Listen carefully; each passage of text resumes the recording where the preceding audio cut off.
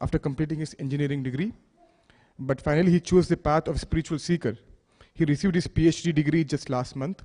He wrote his thesis on leadership and managerial effectiveness from Rāmāyaṇa. In his 11 years of monkhood, associated with Shri Radha Gopinath Temple, ISKCON Chowpatty, Mumbai, he has served in various leadership roles in congregational development as well as management. Pioneer of Gita Champions League, now an international competition to promote Gita learning in schools. Also an author, a prolific author, I could say. Writing books is an extension of his deep sense of responsibility towards society. He began with the monumental task of writing a series of books on Rāmāyaṇa. Since then, he has written bestsellers in succession on a wide range of subjects. Apart from his book series Rāmāyaṇa, The Game of Life, he also has authored bestseller Open-Eyed Meditations, Magic of Friendships, and many such illustrated books for children. A total of about 30 books and many more in the pipeline. So if you want more details about Prabhu, please go to shubhavilās.com.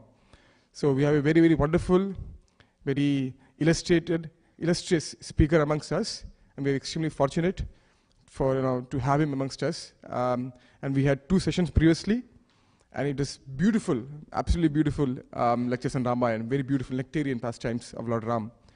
So let's loudly welcome Shubha Vilās Prabhu by 3 times chanting Hari Bol.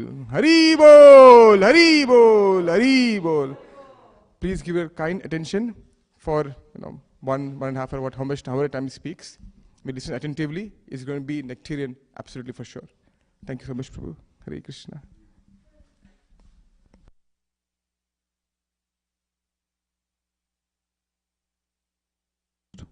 Hare Krishna. Can I have a kartal?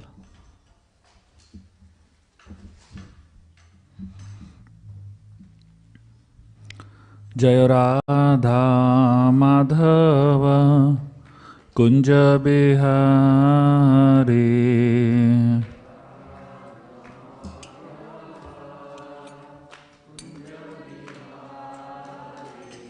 Jaya Radha Madhava Kunja Bihari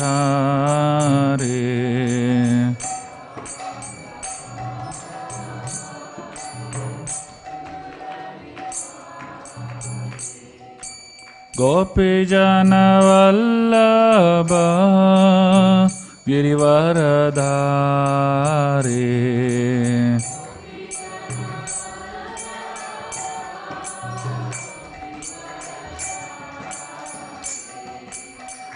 Gopi Jana Vallabha Girivaradhari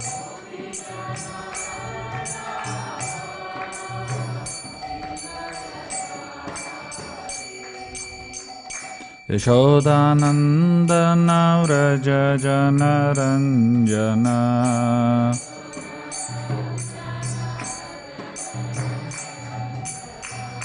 Yashodanandana Vraja Jana Ranjana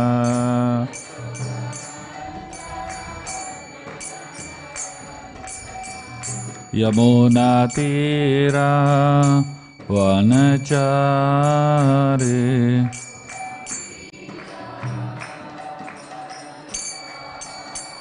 Yamuna Tira Vanachari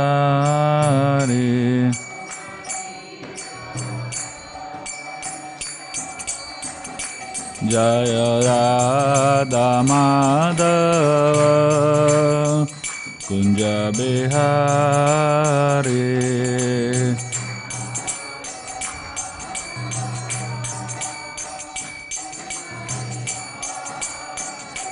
Jaya Radha Madhava Kunja Bihari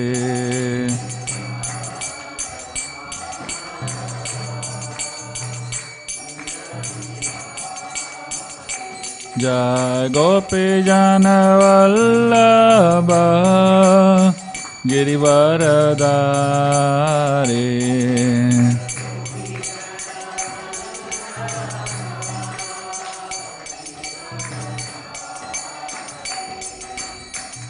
Yashodanandana Vraja Jana Ranjana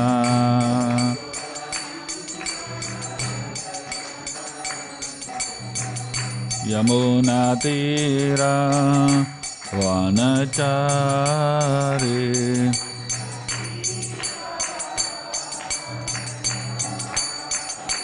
जय राधा माधव कुंज बिहारी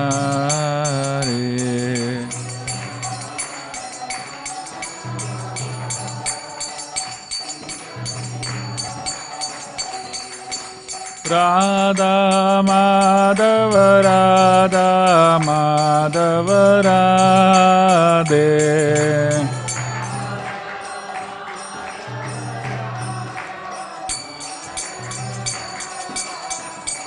जय राधा श्याम सुंदर राधा श्याम सुंदर राधे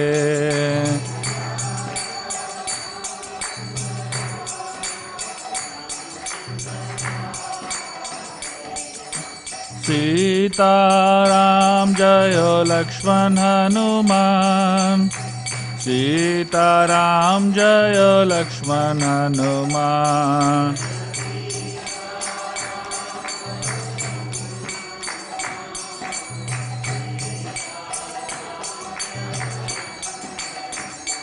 जय Nitai Sachinandan Nitai Sachinandan Nitai Sachinandan Nitai Sachinandan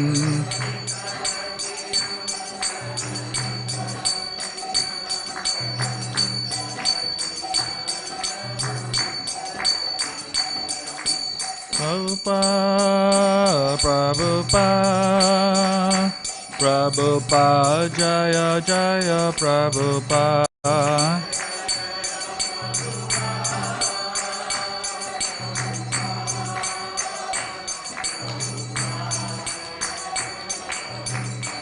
Nitya Gaura Hari Bol Hari Bol Hari Bol Nitya Gaura Hari Bol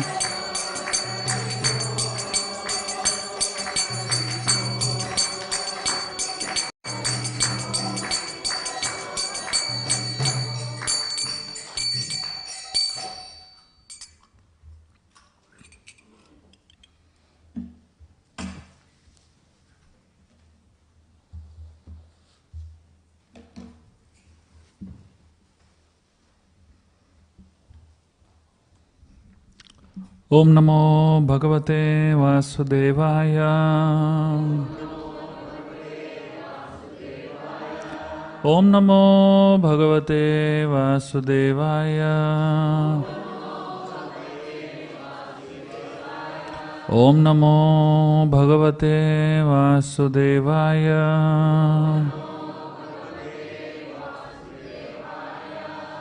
Om Agyantimirandasya Gyananjana Shalakaya Chakshurunmilitam Yena Tasmai Shri Gurave Namaha Shri Chaitanya Manobishtam Stapitam Yena Bhutale Swayam Rupa Kadamayam Dadati Swapadantikam Vandeham Shri Guru Shri Yutaha Padakamalam Shri Gurun Vaishnavamscha Shri Rupam Sagrajatam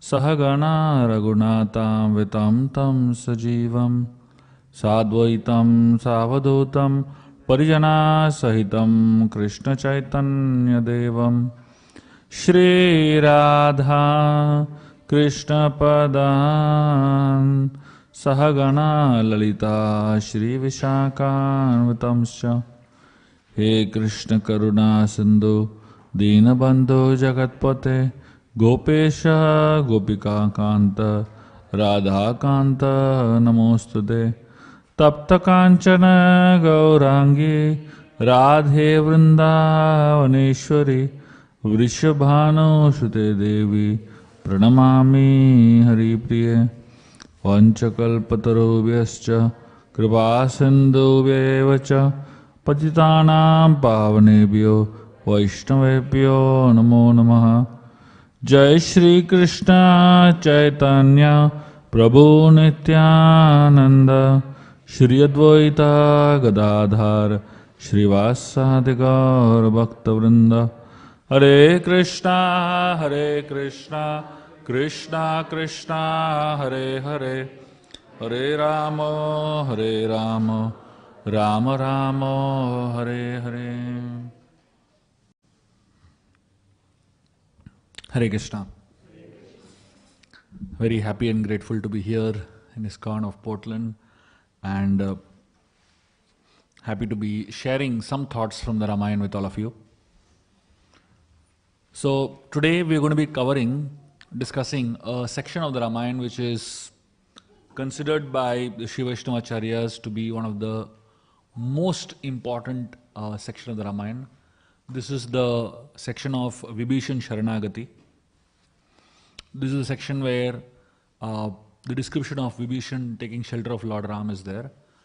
And this section is replete with so many beautiful understandings for our own devotion in our own spiritual lives, what we can learn and what really is a process of surrender. Krishna speaks in the Gita, Sarva Dharman Parityajya Mamekam Sharanam Vraja Aham Tvam Sarva Papebhyo Mokshayasami Asucha.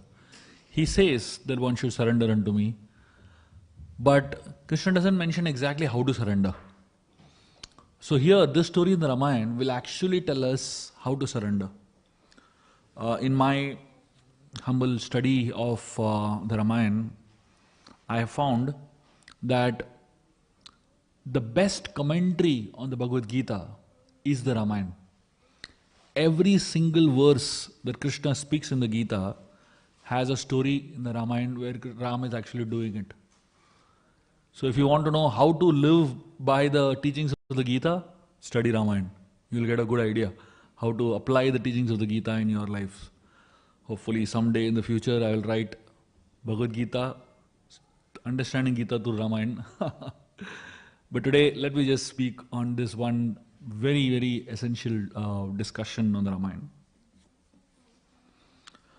There are three most important parts of devotion, or rather three sweet aspects of devotion: Bhakta, Bhakti and Bhagavan. These are the three sweet aspects of devotion. Bhakta means devotee, Bhakti means the process, and Bhagavan is the goal.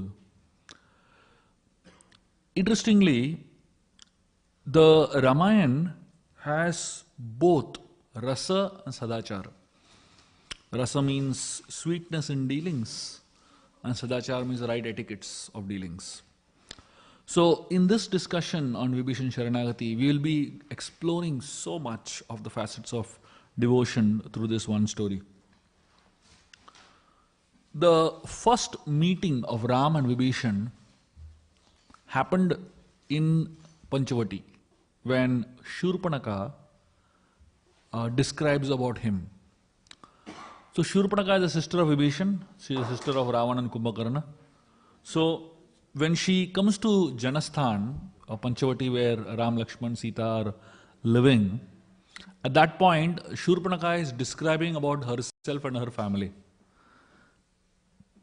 And she gives great elaborate descriptions about Ravan, his greatness, Kumbhakarna, his powers, about her own powers. And then when she talks about Vibhishan, she says, there is one black sheep in our family, and that is Vibhishan. So, and then she says, Vibhishanastu dharmatma natu rakshasa chestitaha. So she tells Ram, there is one person called Vibhishan in our family. He has no qualities of Rakshasa. So that's the way in which Ram gets introduced to Vibhishan. And the moment Ram hears that, he says, I need to meet this person. That's the first impression of Vibhishan in Rama's mind. So essentially, even a demon can give a good impression about you to God. Here is Shurpanaka, was absolutely demonic. But look at the impression that she gave about Vibhishan to Lord Ram. So, when Ravan's family was doing tapasya, it is said that a family that prays together stays together, right? A family that dances together advances together. A family that sings together clings together. And the family that dines together shines together. So we all do that in Krishna consciousness as a family. But here is the Rakshasa family. Ravan, Kumbhakarna, Vibhishan, Shurpanaka, together going to pray to Lord Brahma. And they do years of tapasya together. And at the end of that, Lord Brahma appears in front of them and he asks them, ask for any boon. And each of them ask for very, very powerful, strange boons. Ravan asks that he can never be killed by this. He goes on to say all that. And then Kumbhakarna, he says, of course, when Kumbhakarna is going to ask a boon, so when Ravan asks his boon, Brahma gets worried. If all these guys ask similar type of boons, the world will be finished. So Brahma sent Saraswati to sit on the tongue of Kumbhakarna and twist the tongue a little bit. So he was going to ask for Nidra, he was going to ask for Indrasan. Indrasan means the throne of Indra. Instead of that, by mistake, he asked Nidrasan. That means eternal sleep. Brahma immediately said, yes, granted. And Kumbhakarna said, hey, I didn't ask for that. Please, can you give me another chance? Brahma said, no, now no more chances. He said, but I will give you the benediction that you will sleep continuously for 6 months. And one day you will be awake. And that one day you can eat as much as you want, you can do whatever you want. And then again you will go back to sleep for 6 months. So this is the boon that Kumbhakarna got. And then Shurpanaka, she asked for the boon to change her form at will. Brahma gave that. And then when it came to the turn of Vibhishan to ask a boon, Vibhishan said, please give me the boon that I will never deviate from the path of dharma. I will never deviate from the path of dharma. All the others, the three, they said, are you gone mad? Is this a boon to ask? Ask for something powerful, ask for something useful. Vibhishan said, no, nothing doing. This is the boon I want. Brahma actually felt relieved that it was worth coming all the way, to give this person this boon, And Vibhishan, he is considered to be an exception in the family of Rakshasas. In an entire kingdom of Rakshasas, every single person has a demonic mindset. Vibhishan stands out. He is the example. He is a person that is an inspiration for all of us to not succumb to peer pressure. Now imagine the pressure of being born in Ravan's family. Imagine having a brother like Ravan and Kumbhakarna and Shurpanaka around him, It's an intense amount of pressure to be a demon, right?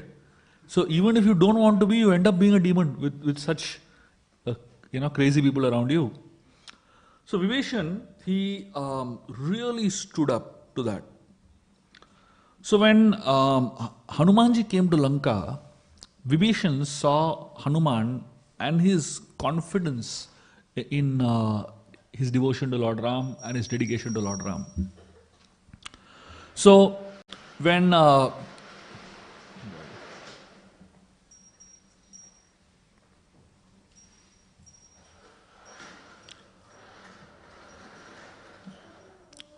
Vibhishan saw Hanumanji, great confidence, speaking his heart out in Lanka, in a full court, he became very inspired.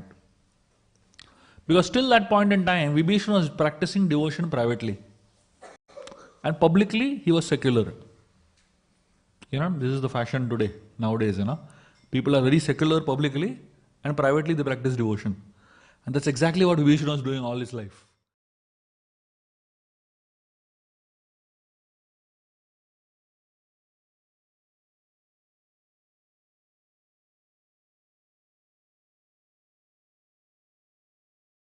So, when Hanumanji came over there to Lanka, and Hanumanji was assertive, Ravan asked him, who are you? He said, Dasoham Kaushalendrasya. He said, I am the servant of the son of Kaushalya, Ram. When Vibhishan saw the confidence, he said, wow, I want to be like him. Till this point in time, till Hanumanji came to Lanka, Vibhishan thought Ravan is his brother. And as a brother, I need to be good to my brother. I need to at least support my brother in whatever way. But when Hanuman came to Lanka and he met Vibhishan, Vibhishan started thinking, who is my real brother? Is Ravan my real brother just because we are born in the same family, born to the same parents? Or is Hanuman my real brother because we both are children of God? So the whole idea of brotherhood is always connected with universal fatherhood. When you accept the universal fatherhood of God, then everyone is connected to you. Everyone is your relative.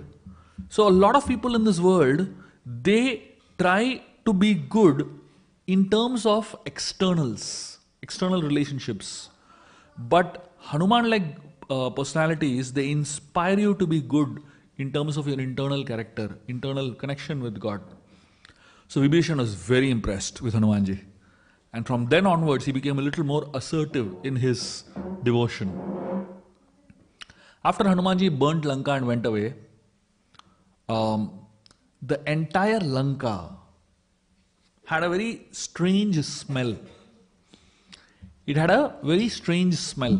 I don't know if you have seen burning, like if either tire burns or if some place burns, there's a particular smell that is a very, very intense smell that remains, right?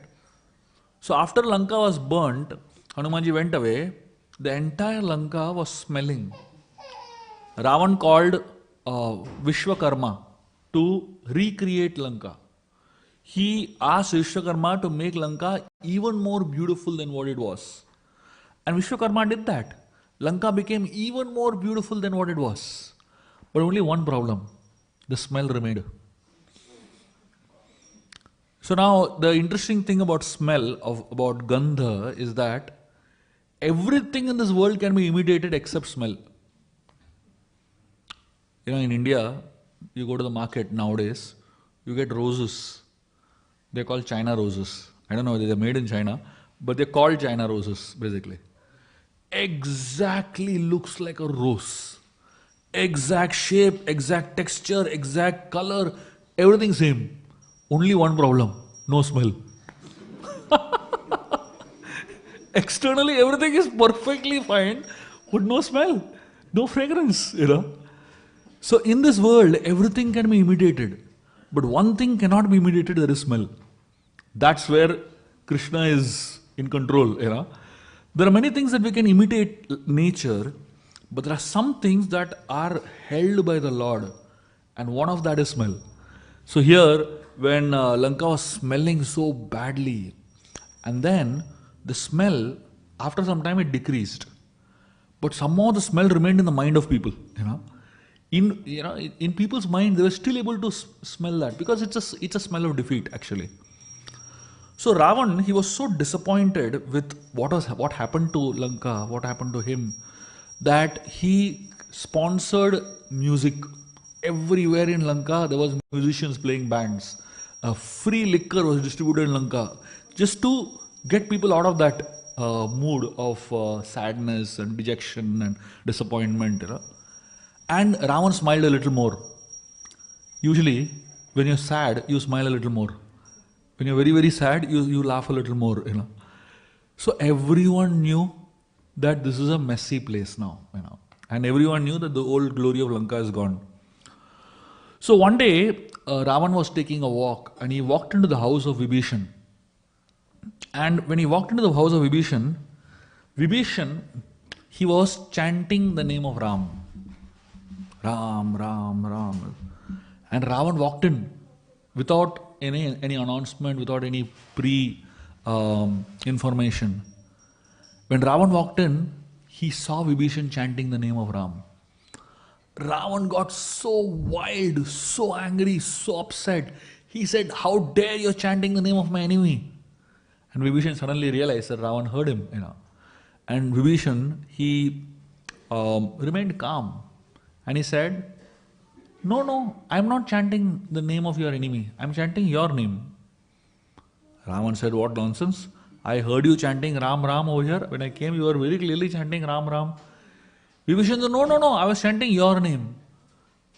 So Ravan said, why are you lying? He said, let me explain. He said, I have been chanting the name Ravan Mandodari. But that name is too long, so I made it short. Rama. Ravan loved the idea. He made a declaration that everybody in Lanka should chant Ram Nam. So after the coming of Hanumanji, the whole of Lanka, everyone is chanting the name of Rams. So eventually, there was a discussion that came up in Lanka, in the courts of Lanka. So at some point, looking at all the chaos that had happened, so for many days there was no discussion at all, in Lanka. They just remained, they kept it under the wraps. But at a certain point, Ravan had to discuss it. So he called a complete court meeting. All the senior most people of Lanka were there, and all the most powerful generals of Ravan's army were there. And then Ravan, he asked, what should we do?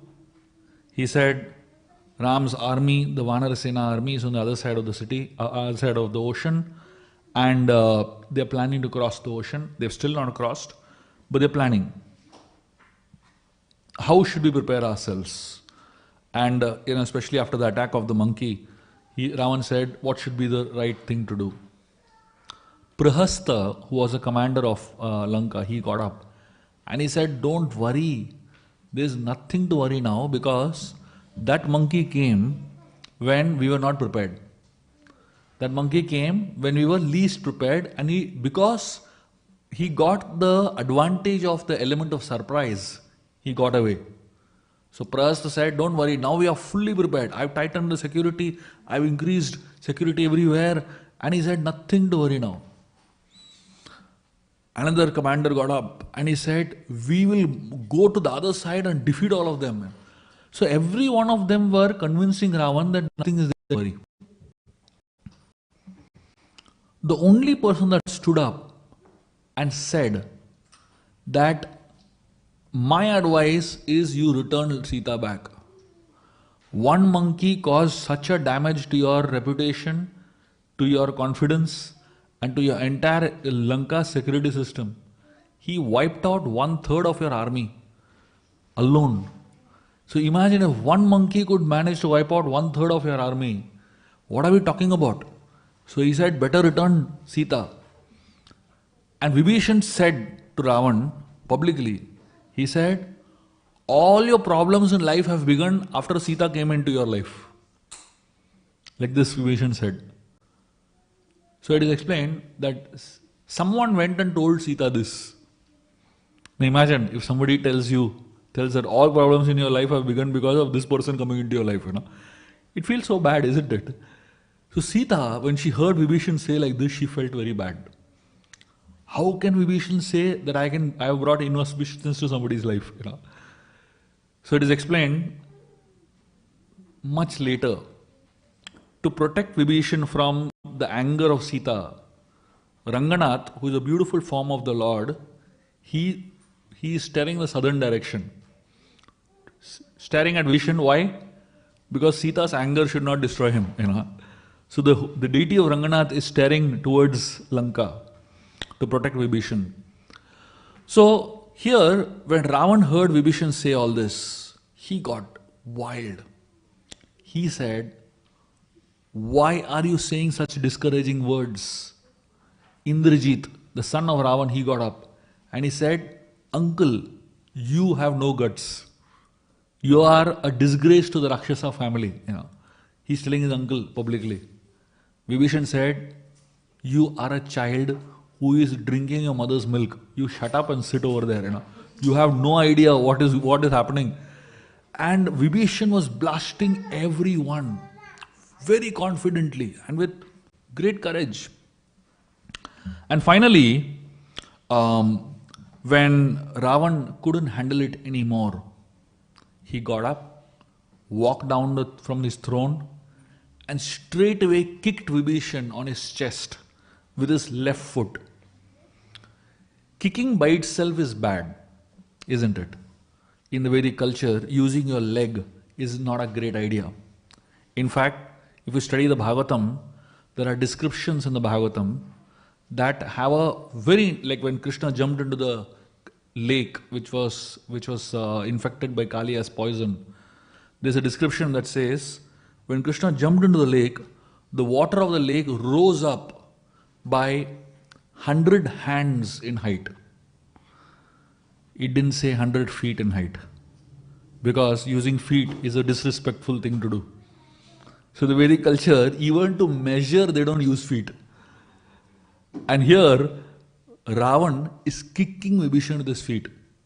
And the two, kicking Vibhishan with his left foot is more insulting than kicking with the right foot.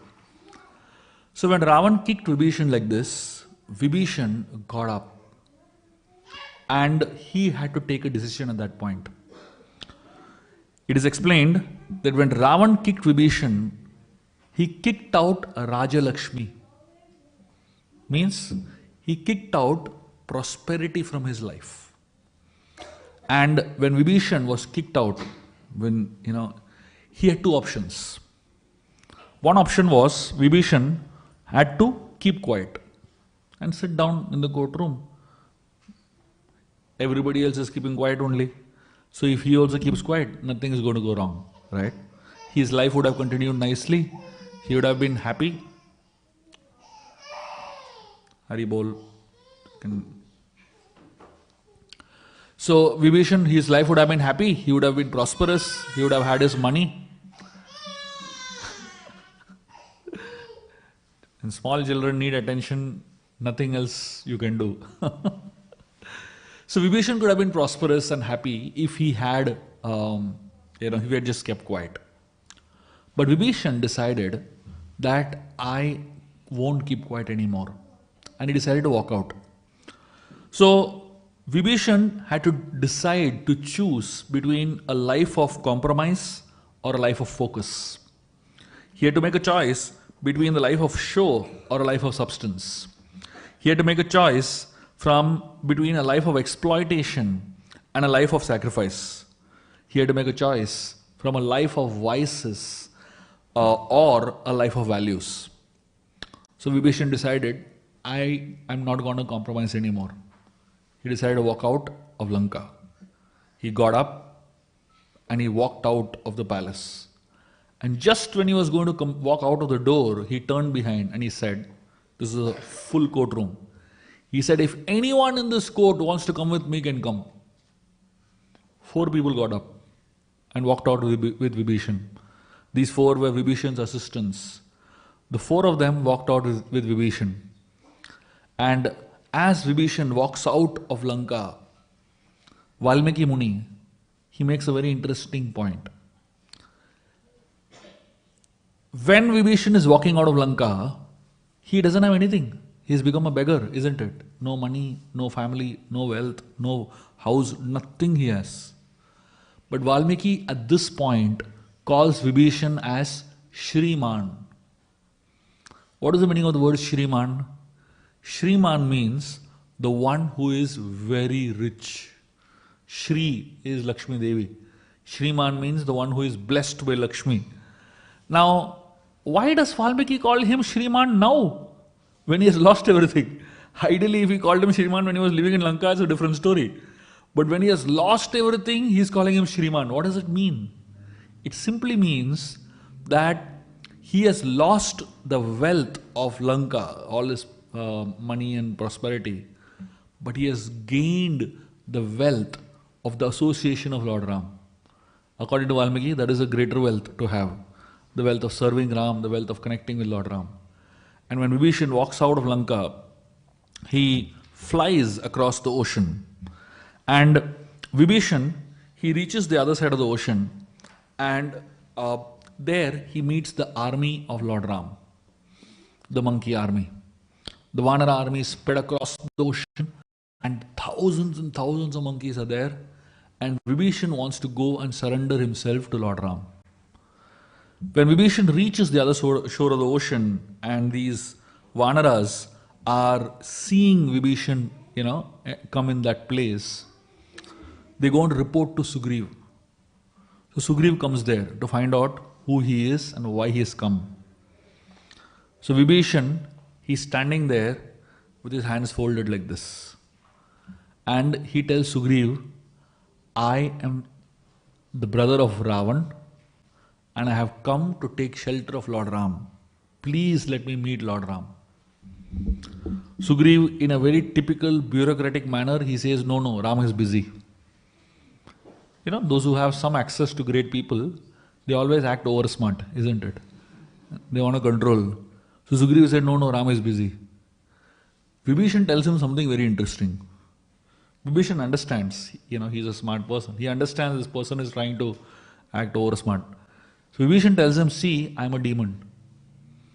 And a demon's mind is very fickle. Right now, my mind tells me surrender. If you do not allow me to surrender now, 5 minutes later my mind might change. So he says, right now allow me to surrender. All our minds are like Vibhishan, isn't it? All our minds are quite demoniac. Right now we feel like giving charity. 10 minutes later mind will tell you how to use your money in different ways. Right now if I feel like chanting more rounds, 10 minutes later mind will tell you how to watch a movie and make better use of the time. The nature of the mind is fickle. When you feel like doing some devotional activity, some spiritual activity, do it then. If you postpone it, it will not happen. If you postpone it, very good chance your mind will not allow you to do it. So, when Vibhishan said this, Sugriv realized this fellow is very dangerous. Sugriv told all the Vanaras, this person is carrying the most dangerous weapon.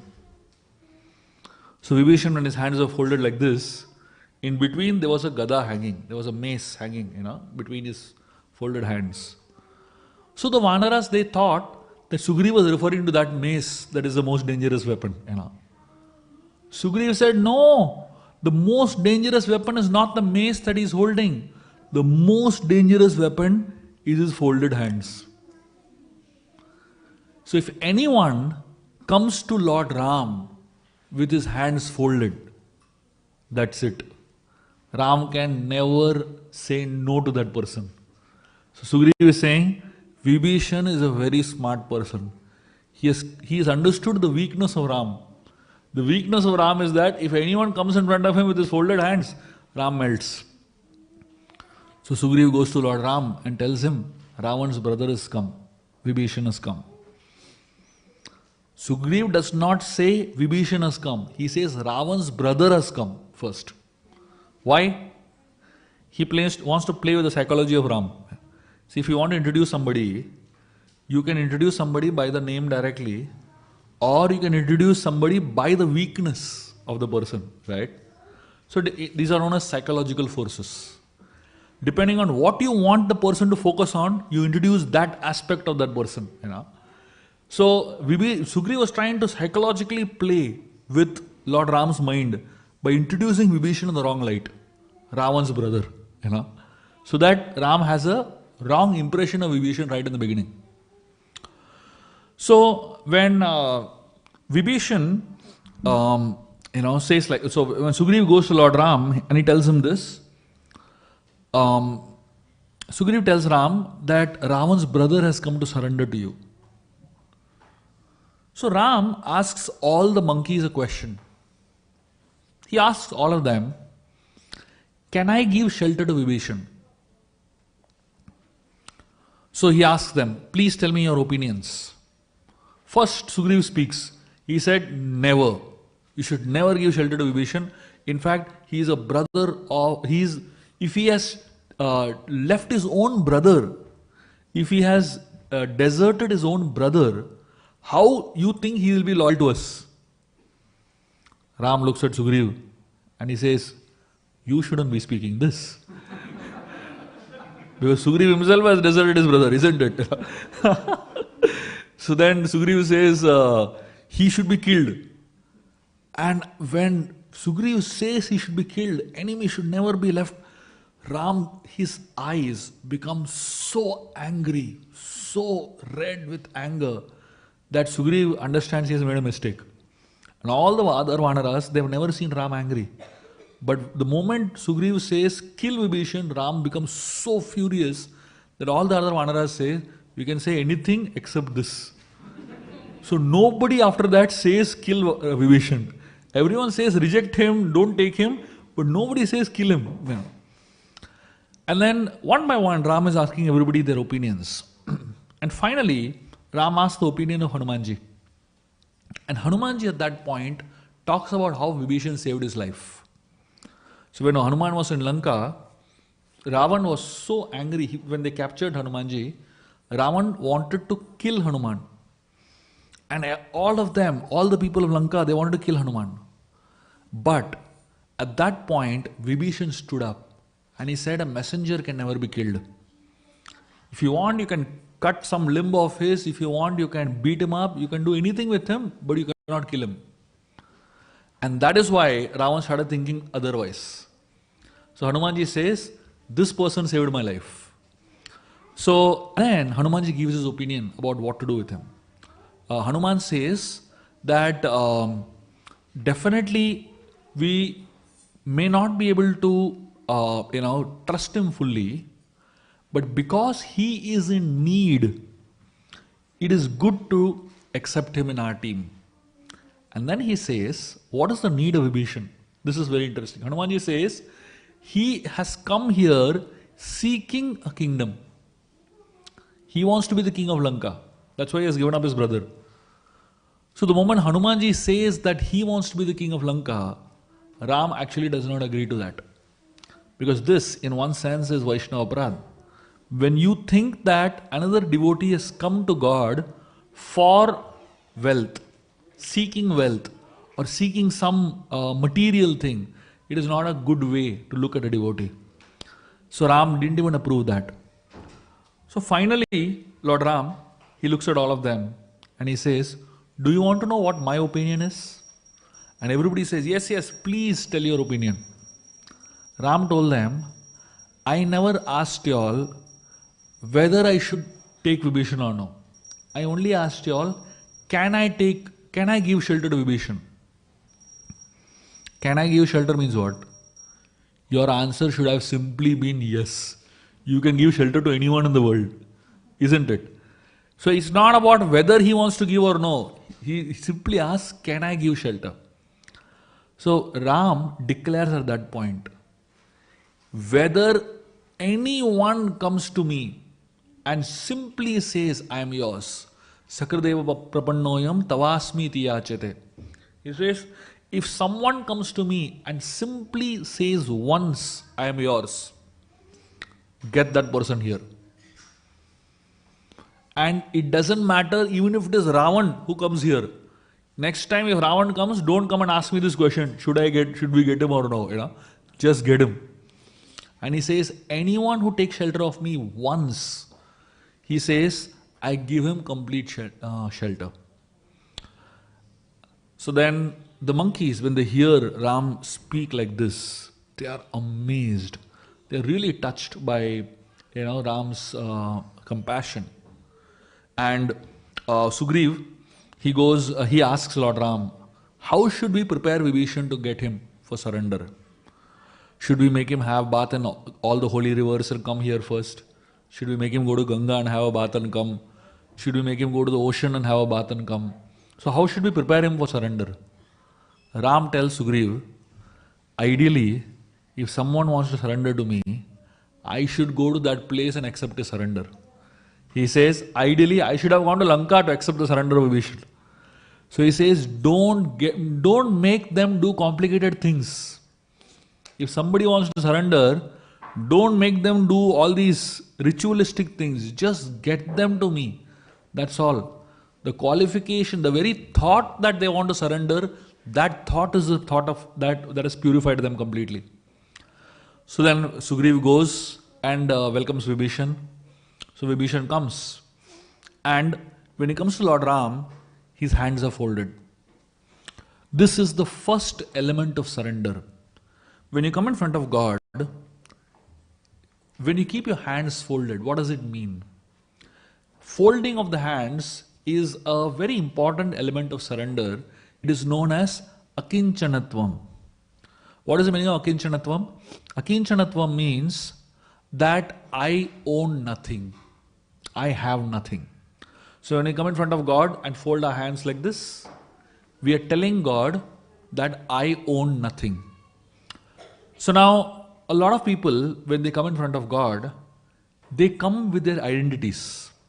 Now imagine coming and giving a visiting card to God. This is me, CEO of such a company, engineer, doctor, whatever. What are these qualifications in front of God? What are these identities in front of God? No matter how much wealth you have, when we come in front of God, we ideally should come with the mood that I own nothing. Because actually we own nothing. If we really owned a lot, after we die we should have been able to take our wealth, isn't it? After we die, we can take nothing with you.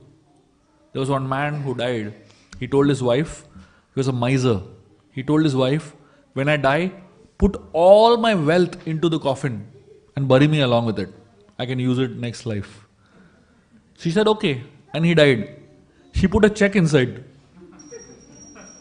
and cash it. Ideally, when you know that you have nothing, you keep your hands folded.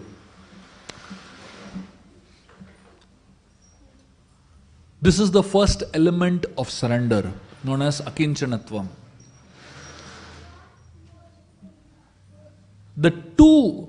So with Vibhishan, 4 people came, right? So 2 of the servants of Vibhishan, they had their hands folded like this. And 2 of the servants of Vibhishan, they had their legs folded. I don't know if any of you all have noticed this. When you go to South Indian temples, a lot of people in South India, they fold their legs when they offer obeisances. When they offer full obeisances, they put one leg over another leg. This is the second element of surrender. Putting one leg over another leg indicates a concept known as ananya gatim. Ananya gatim means I have nowhere else to go. I can't go anywhere else. Most people in this world, when they take shelter of God, God is one of their options. If I have a problem, I come to God. And if this particular God doesn't work, then I go to another God. If that particular God doesn't work, then I go to a third God. If temple doesn't work, I go to church. If church doesn't work, I go to mosque. If mosque doesn't work, then I go to astrologer. Basically, they're just doing shopping. They're going from one place to another, hoping that they will find some solution to the problems in life. Ananya gatim means I have no other shelter. Vibhishan literally had no other shelter, isn't it? He left his home. He closed down his relationship with his family, gave up his wealth, gave up his kingdom, gave up his comforts. Everything he gave up, and then he has come to Ram. So Vibhishan is telling Ram, by folding the legs, that I have no other place to go. Ananya gatim. When you come in front of God, with your hands folded and with your legs folded, with the thought that I own nothing and I have no other place to go to, that is an act of complete surrender. So when Vibhishan came, offered his full obeisances to Lord Ram, surrendered himself, folding his hands and folding his legs, Lord Ram picked him up and embraced him. And he declared to Vibhishan that, Vibhishan, you are my 7th brother. Ram already had 4 brothers. Ram, Lakshman, Bharat, Shatrugna, right?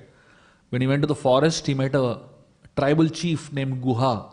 Ram called him as his 5th brother.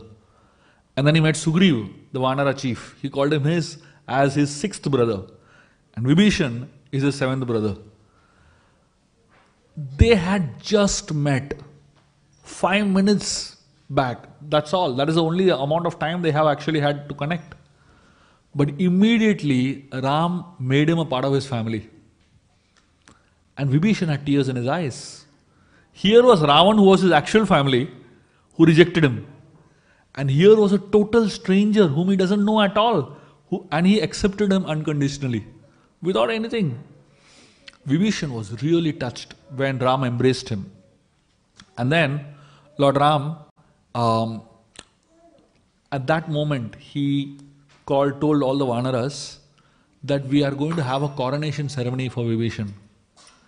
Then and there, using the water from the oceans, Ram coronated Vibhishan as the king of Lanka. Even before the war began, even before they crossing the bridge, declared king of Lanka.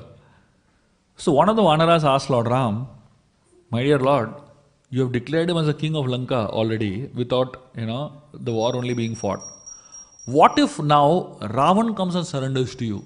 What will you do? Then Ram looked at them and he said, if Ravan surrenders, then I'll make him the king of Ayodhya. And then the Vanaras asked, what about Bharat? He said, if Bharat, I'll give him the kingdom of Vaikuntha. I'll make him the king of Vaikuntha. And then the Vanaras asked, what about you? He said, I will go between these three kingdoms and serve the three of them. Look at the beauty of Lord Ram. Yeah? If someone takes shelter of him, Ram is ready to give everything to that person. The idea of surrender is very much foundational to our understanding of spiritual life. Every other aspect of spiritual life stems from this thought of surrender. So when Vibhishan surrendered to Lord Ram and he gave his life to Lord Ram, Ram not only accepted him, but he gave him a family, he gave him a position, he gave him a kingdom, he gave him a responsibility, and he gave him great respect and love. When we take shelter of the Lord, there's nothing that we will lack. The Lord is eagerly waiting to give us everything. I'm going to end with a very sweet story from Krishna's life. And this is one of my favorite stories, such a beautiful story if you think about it and understand the import of the story. One time, Lord Krishna was celebrating his birthday. And Mother Yashoda and Nanda Maharaj, they organized a big birthday party in Vrindavan. They called all the Vrajavasis, all the boys and all the Gopas and Gopis. And for the birthday party of Krishna, Krishna was very small at that time. He was about 5 or 6 years old. All the friends of Krishna came with small little gifts for Krishna. Every friend came and gave him a little gift. One boy, his name was Toke, he came and gave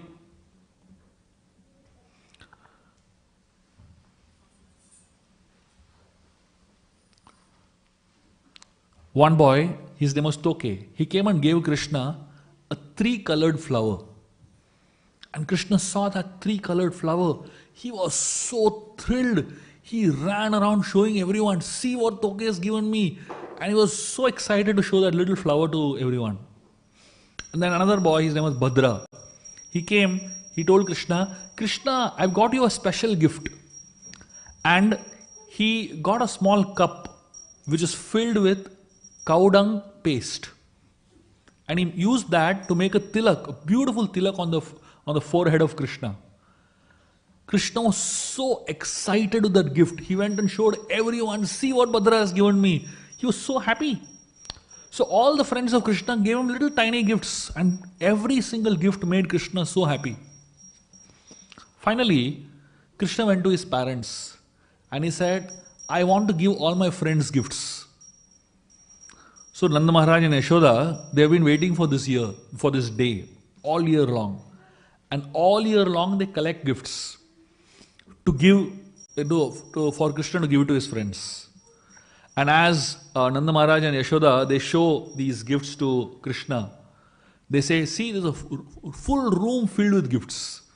There are huge diamonds, and then there is a shawl from the north, very costly conch, so many gifts.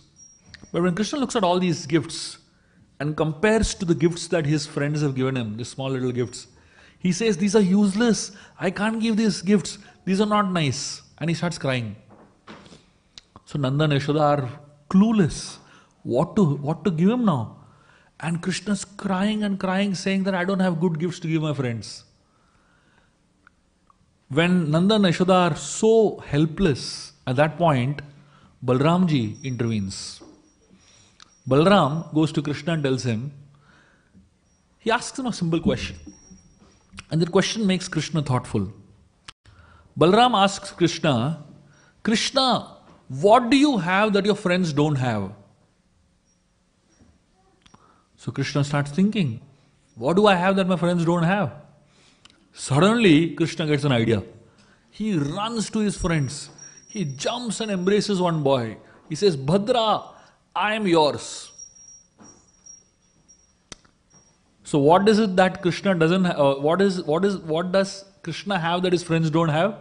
Himself. Isn't it? And what does Krishna give them? He gives them himself. And he goes and embraces the next boy. And he says, Toke, I am yours. He goes and embraces Shridama. She says, Shridama, I am yours. Every boy Krishna embraces and he gives himself to them. So when we come to Krishna and give little gifts, a small flower, a little fruit, a little water, some small thing, what does Krishna give back in return? He gives himself. And therefore here in this mood, Lord Ram is also, when Vibhishan takes shelter of him, for the little surrender that Vibhishan does, what does Ram give back in return? He gives himself only. And this is the mode of Sharanagati, this is the mode of surrender. Thank you very much. Hare Krishna.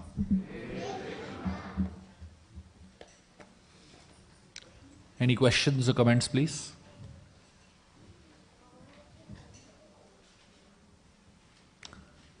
Yes, this is Mataji at the back.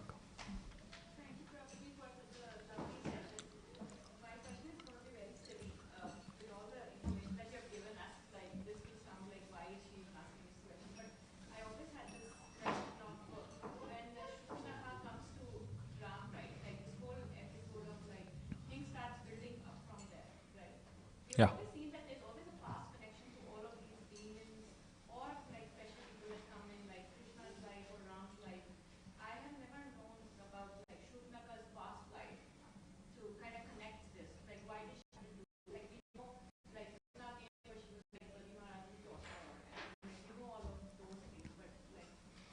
I have not come across a past story of Putana as yet.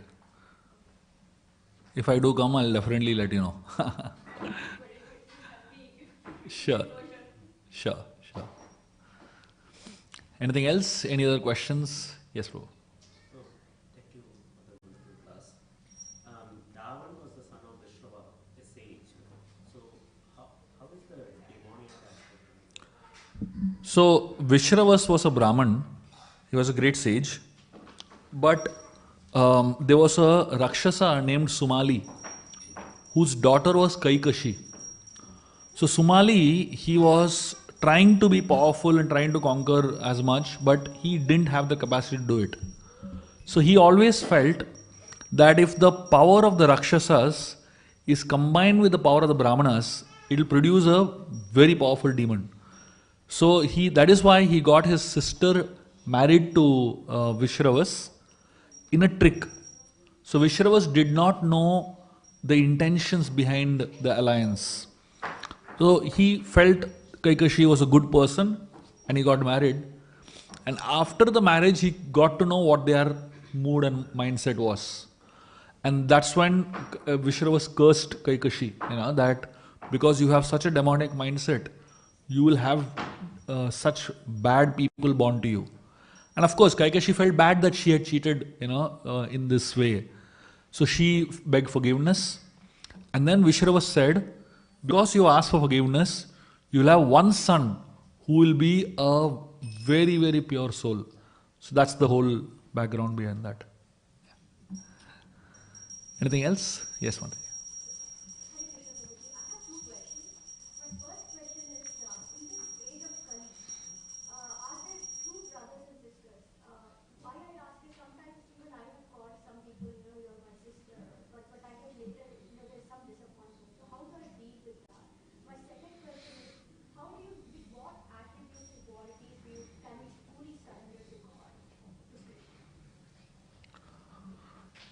So, in this world, whatever expectations you have, you will get reciprocation only. Yeah. So the question is, who is a true sister or brother? Because we expect something from them and they don't reciprocate back enough. So in my understanding, it is said that in Kali Yuga, in today's age, this is the Mahabharata saying this. So it says, whatever you give someone, if you give 100% to someone, you will get only 50% back in return. So if you get 50% back from somebody, you consider yourself lucky. So it doesn't mean that you should not give 100% to them. It only means that expect back 50% from them and 50% will come from other sources. Don't expect 100% back from the same person, basically. That's my understanding. So if you reduce your expectation to less than 50%, you will be happy and peaceful, basically. And the second question is about what is the prerequisites to surrender, is it? What is the mood? Qualities, yeah. So the most important quality to surrender to the Lord is sincerity and seriousness. And the third thing is no ulterior motives. So these are the three qualities that are required for us to surrender to the Lord. You should be sincere in whatever you do. You should be serious about whatever you do. And you should not have ulterior motives. So these three are considered to be the most important qualities to have. Yeah. Anything else? Any other questions or comments? Yeah, yeah. Thank you. Thank you. Yes, bro, you have a question. Hare Krishna Prabhu, thank you for the wonderful lecture. I just want to borrow a quote from your previous quotes. There is always a rhyme and rhythm in your speeches. My question is, you mentioned Vibhishan is devotional, right? Before meeting Ram itself, like he was devotional, he's having devotional qualities. Is he devotional to any form like Lord Shiva or Vishnu? Yeah. See, the idea of devotion is always connected with divinity. So, you can see Krishna in a human being also. There is a very interesting verse in the Gita where Krishna says, Yomam pashyati sarvatra, sarvatra mayi pashyati. What is the meaning of that? He says that there are two ways to look at, two aspects to it. One is seeing everything in Krishna and seeing Krishna in everything. So seeing everything in Krishna is easy. So seeing everything in God in a deity form is very easy, isn't it? And it leads to respect, it leads to worship of the Lord. But seeing Krishna in everything is difficult. In everything and everyone is very difficult. That is why Kanishta Adhikari means Kanishta sees Krishna only in the deity form. But a Madhyama and Uttama Adhikari, they see Krishna everywhere. So, which form of the Lord we worship is our choice. But seeing the Lord everywhere is what devotion is. So, Vibhishan was not at the Kanishta level, that he's saying, I'll worship this or I'll not worship him, He is at a much, much higher level where you can see divinity in everyone and in everything, basically. So it's not about whether I worship Shiva and I don't worship Vishnu. Why not worship everyone? Of course, we understand Krishna, the Supreme Personality of Godhead. We understand that. But we also understand Shiva is greatly connected to the Supreme Lord. We understand Hanumanji is a great devotee of the Supreme Lord. We understand Durga Devi is energy of the Supreme Lord. But every single personality in the Vedic culture is connected to the Lord in some way or the other, right? So seeing that connection is seeing Krishna everywhere and in everything. So Vibhishan, so I would say that devotee should reach that level. Then these differences don't matter, Otherwise we are so stuck at the lower level that we will only see differences. That doesn't help in our devotion, in our progress. Yeah. Anything else? Any other questions or comments?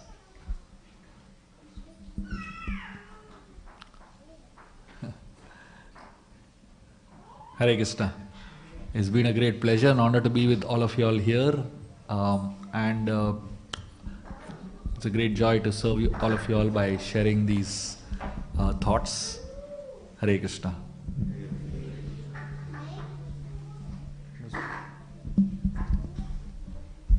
Thank you, Prabhu. Such a wonderful class. It's very enlightening. So I hope you all like the class from Prabhuji. I would like to request him to come again whenever there is a possibility soon. So if you all agree on that, kindly say Hari Bol 3 times. Hari Bol, Hari Bol, Hari Bol. Thank you, Śhubha Vilās Prabhu, for accepting our invitation, coming here to give your association. So this evening we have another program before Prabhuji leaves from here.